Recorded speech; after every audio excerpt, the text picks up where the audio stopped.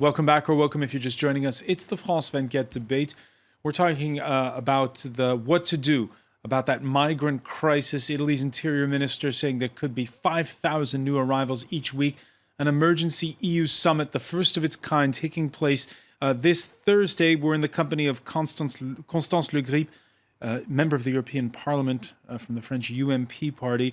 From London, Gaim Kibraed, director of refugee studies at London South Bank University, and our Europe editor, Christophe Robit, who reminded us very succinctly in part one of our discussion that there are three aims at this summit: save lives at sea, stopping people from coming over, and sharing the burden when it comes to asylum seekers. Now, in the last 3 months of 2014, Germany alone processed nearly 1/3 of EU asylum requests. 4 other nations, Hungary, Italy, Sweden, and France, making up the bulk of the rest. Today, Berlin wants more burden sharing. In light of the recent tragedy, in which 950 people have died, we have to improve our sea rescue. We also need to discuss the distribution of refugees in Europe, and we need to fight people smuggling networks.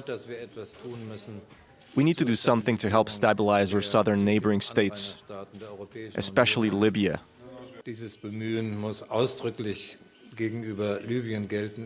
All right, so a call there to take in more asylum seekers and pay more attention to what's going on beyond Europe's borders.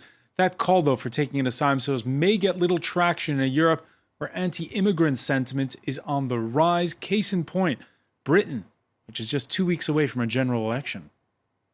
If the Prime Minister signs up to that, he has effectively signed us up to a common refugee policy and a common immigration policy for the European Union. And I absolutely do not want him to do that, and I don't believe the British people want to do that. Christophe Robit, what are the chances of the 28 agreeing on taking in more asylum seekers at the summit? Well, UKIP can be reassured tonight, Francois. I think there's a very little chance that we will see the emergence of a common asylum policy. At the moment, the reality is that we have 28 different asylum policies across Europe, which, by the way, is part of the problem, which is why a lot of these would-be migrants have nowhere to knock on a door, because every country has its own rules. We also have within Europe a rather strange system called the Dublin Convention, which says that essentially you must apply for asylum in the very country where you entered the European Union. Now, if you are an Afghan refugee, you've made a long journey from Afghanistan and you arrive in Greece, I'm not sure that Greece is the country where you want to live. I'm not sure Greece is the country where you want your family to study and work. And yet, because of EU rules, that's where you have to apply for asylum. So we're still very far from a common asylum policy. What European leaders are discussing is the possibility of launching what they call a pilot program, where 5,000, that's the figure we were quoted earlier, 5,000 refugees would be relocated across Europe. As I said earlier in the show, 5 countries take in more than 50% of all asylum applications. Sweden, if you look at the size of the population, is by far the most generous. Germany as well, doing a lot. But other countries, it's true, are doing very little because of their geographic location. It's the case with the Baltic states, Slovakia, the Czech Republic, and these countries are being encouraged to take in more asylum seekers. But as you mentioned, it's a very difficult debate, because as we see all across Europe, we see the rise of anti-immigration parties. How do you sell to your voters that your country has to take in more immigrants? Everybody agrees to say that these deaths at sea are absolutely shocking and that it's a shame for Europe. But when you ask voters across Europe, are you ready to take in more asylum seekers, or at least more migrants, it's a different debate. And that's, of course, something that is very present here in Brussels. And when, by the way, Mr. Cameron arrived in Brussels today, he really tried to switch switched the narrative from an illegal immigration problem to an issue of border control, because he arrived in Brussels, he didn't mention the death at sea, but what he said, we need to crack down on smugglers. He said we need to crack down on what he calls the gang of smugglers. He even offered to send 3 ships and 3 helicopters to Libya. Gaim Kibreb, what would you say to convince Prime Minister Cameron that to focus perhaps more on the asylum seekers and less on the smugglers? David Cameron actually is competing with UKIP's leader, Farage. He's trying to be as extreme as Farage is on the issues of migration. I don't think he believes in that, but it is election time, and he is trying to win as many votes as possible. But in reality, actually, nobody has asked the British public. I mean, there are British citizens who are favorable to citizens, to migrants, to refugees, not necessarily migrants, and there are others who are not. But the vocal few are the ones who are making more noise because they have noisy people who share their views, like the UKIP leader. I think for governments, it is very important that they provide leadership rather than being led by public opinion.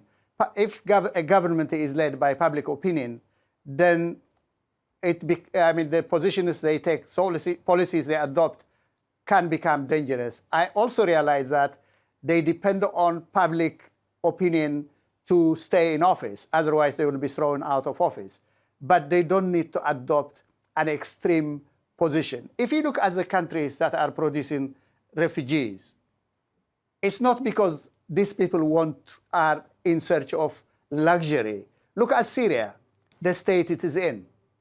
Look at Eritrea, the state it is in. Look at Somalia, the state it is in. Look at Darfur.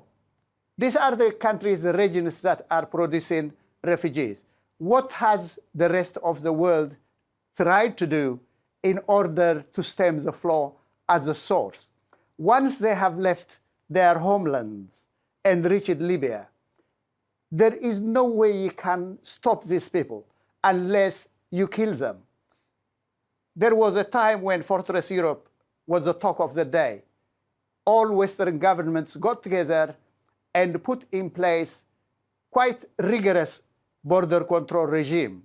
But it collapsed in the face of globalization.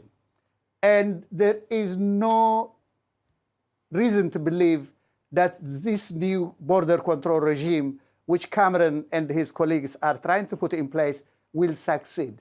It is doomed to fail.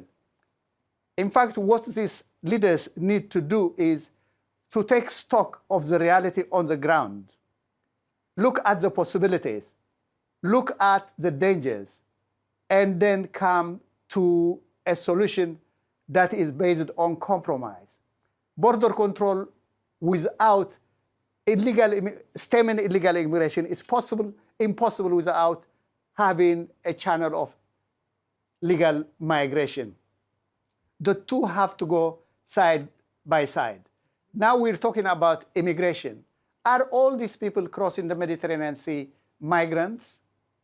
The discourse, the terminology we use is wrong. There are migrants there, but there are also many asylum seekers who are fleeing from persecution. The EU member states are signatories to the 1951 Convention. So they have responsibility to provide protection to those who were failed by their own states. All right, let me just bring in on this. Let me just bring in on this point, Constance Le Grip. In France, we saw at recent elections the rise of the far right, National Front. Can the French make politically courageous decisions when it comes to letting in more asylum seekers in the face of a growing anti-immigrant sentiment? Of course, France can be courageous and accept more asylum seekers, more asylum applicants on her territory. Real refugees, real persons who are persecuted and need protection, real asylum seekers. And the real question, I completely agree with what the professor in London just said, we have to make a clear distinction between migrants illegal or legal migrants and asylum seekers. We have to be in capacity to welcome asylum seekers, of course, and the burden should be shared. My political group in the European Parliament, the EPP group, has a very precise and concrete proposal. We think that it is time now we have to complement the current Dublin system, the current Dublin II Convention, and we propose a binding system, a binding mechanism of solidarity, a binding quota for the distribution of asylum seekers Throughout the 28th. Throughout the 28th. Of course, this quota should be discussed and should be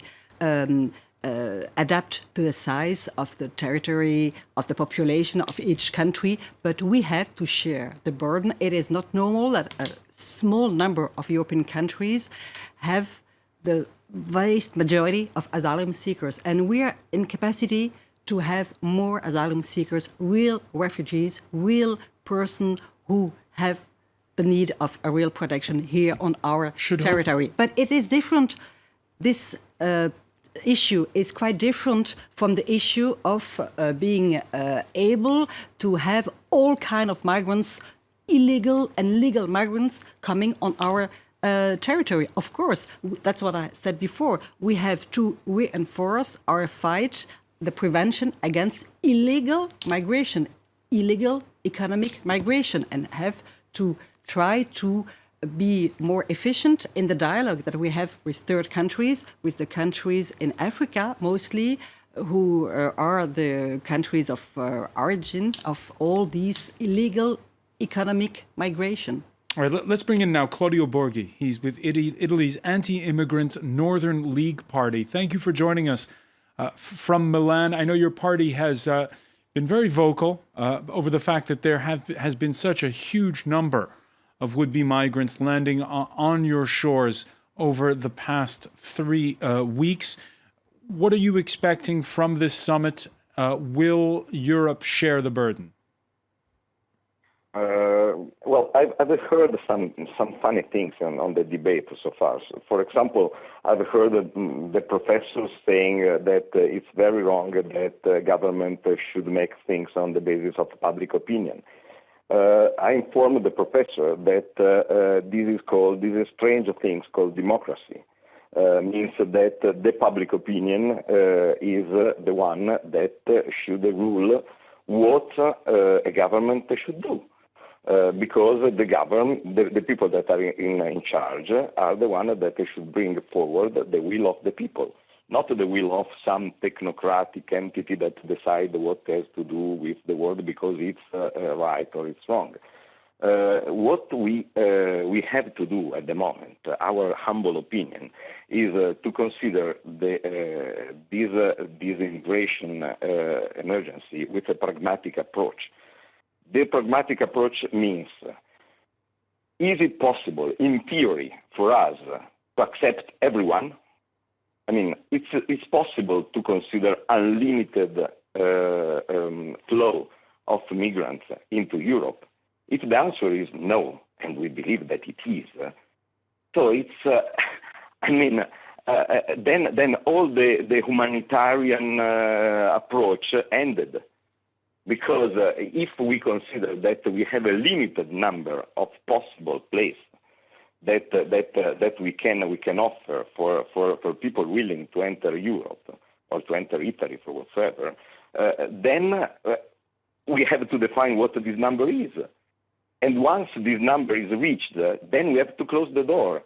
So if eventually we will have to close the door, probably it's better to do it in advance. In our opinion, even if there are people drowning in the Mediterranean, close the door. Once the door is open, people use the door. Once the door is closed, people end to use the door. Once Italy, and it's not that right now there are wars and so on, and before there was not. When we were in charge, we made this policy of pushing back the boat and making an agreement with Gaddafi. In 2010, the number of arrival in Italy was 4,155. 4,155. That we can manage. Well, at the moment, we are at 200,000. Why? Because we signaled to the world that it's possible to go ahead. Once you tell the people that it's not possible anymore to go ahead, you take the boat and you take it gently back, giving any kind of aid of people that need immediate aid or whatsoever on the boat. But you bring back to the start. You start trying to go by sea once, you are taken back. You start twice, you are taken back. Then you stop coming. But as we were saying, it's difficult to send people back to places like Libya under the current situation. Let me ask Christophe Robit on this. Christophe, how much has Libya, and you just heard there Claudio Borghi remind us that in the past, basically Italy and the likes paid Gaddafi to keep the migrants from coming over. What are the thoughts on Libya there? Well, it's true that at the time there was a deal between the Italian authorities and Libya, but these were also other times. Now we have a war in Syria, we have a war in Yemen, we have a lot of problems in the region. Globalization is there, like it or not. So times have changed. Having said that, Libya is of course on everyone's mind for one simple reason. When you look at the amount of refugees and migrants who arrive in Italy, 90% of them set off their journey from Libya. And of course there is this problem that we mentioned earlier of human trafficking, which is a problem that must be addressed because we know that a lot of these migrants pay an absolute fortune to get on these unseaworthy boats. Some of them are left to wait for several months in Tripoli or outside the capital, receiving very poor treatment. Some of them then realize that their adventure is too perilous, but there's no turning back because they are forced to board these boats. So of course we must address the root of the problem, which is Libya, but as Mrs. Le Gris described very well earlier, Libya is in shambles. Libya is almost a failed state today, and it's very difficult, of course, to tackle the problem of smuggling. And that's why you hear a number of leaders, including the Italian and British Prime Ministers, now saying that what they need is a military mandate to go to Libya and to destroy the vessels. But for this to happen, it has to happen under international law. They need, of course, the UN to be on board. So the project is still in its infancy. We heard this week Constance Le Gris, Australia's foreign minister, saying that they have a boat people policy where they park people far from Australia's shores, and that Europe could do the same. What do you do? Should Europe be conducting, I don't know, the same kind of policy, bombing raids against ships inside of Libya? No. To go inside the Libyan waters will mean having an international mandate, a mandate of the Council of Security of the United Nations, and this is a long way, a long political process, and maybe that would be one of the solutions, but it's not a short-term solution, of course. And I'm not in favor of an Australian policy. And what about this Italian proposal to have these retention centers, or I don't know what they would call them, transit centers that would be in faraway places like Niger, Sudan, Tunisia?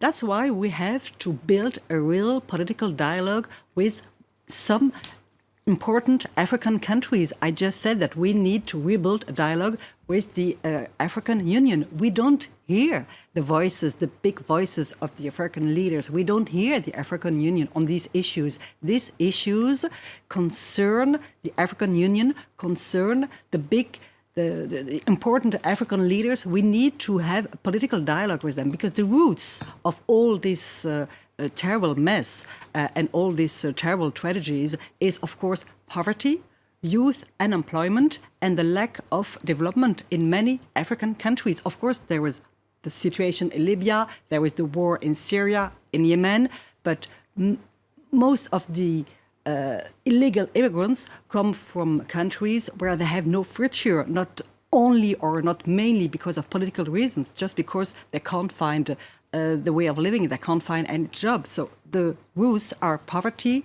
youth unemployment, and lack of development. So we have to try to be in a situation to help Africans' future development, because if we help African countries and if we build solutions with the African leaders, we will help Africa, of course, but we will also help the European. All right, Gaim Kibraid, your thoughts as an African on that. Is dialogue possible between European and African leaders? It is African leaders who have failed these people. So even though it may be important to involve the African Union, the African Union has a bad history of resolving conflicts. I think what the least we could do is have clarity about the debate and its direction. We need to distinguish clearly between asylum seekers and the economic migrants. If we separate the two categories, maybe the number will go down dramatically.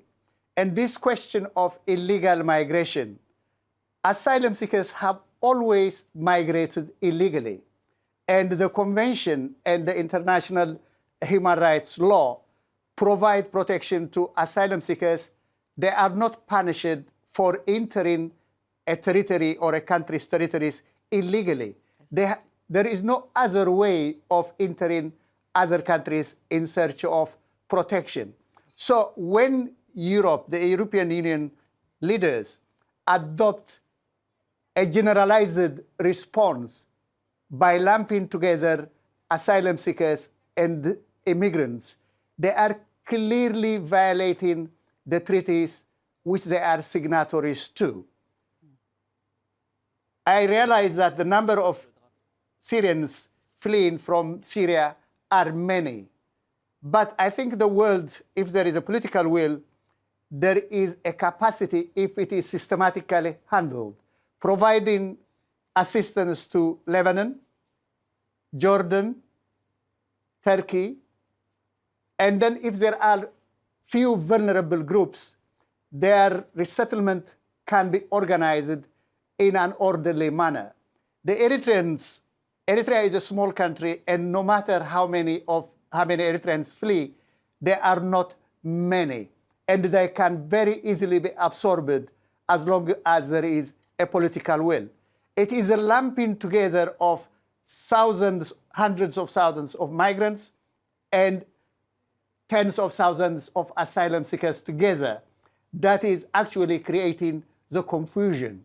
And I think the media has responsibility to point out this important point, because returning asylum seekers to countries where they are likely to be persecuted would represent a flagrant violation of the treaties that these countries are signatories to.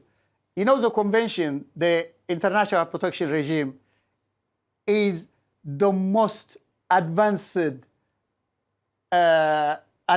achievement of Western civilization.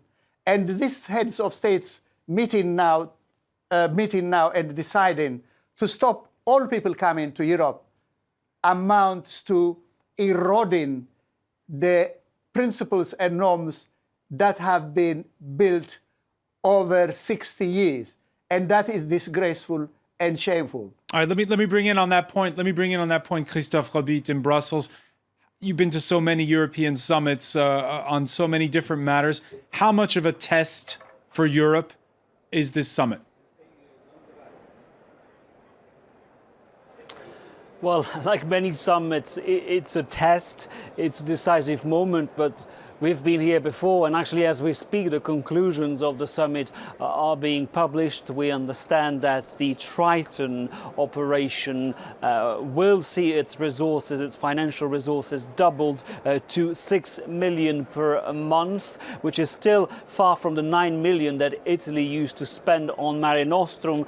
A number of human rights organizations have already reacted to these conclusions, labeling it as minimalist list, to say the least. So once again, probably EU leaders agreed on the lowest common denominator here in Brussels. And any word in those in that final statement, whether it'll say what the mandate is as far as patrolling, how far out they'll go? This has not been published yet, but there will be a mention, that is for sure, on the need to crack down on the smugglers. Now, we'll be very careful looking at the wording, whether they use words such as military or operation. What we know for sure is that EU leaders have ruled out operations on the ground. They want any operation to operate within the framework of international law. That means with a clear mandate from the United Nations. And we're being told they would like any such operation to be modeled on the anti-piracy operations that are currently taking place in the Horn of Africa. All right, Christophe Robit, I want to thank you. We're going to leave it there, unfortunately. Much more to say.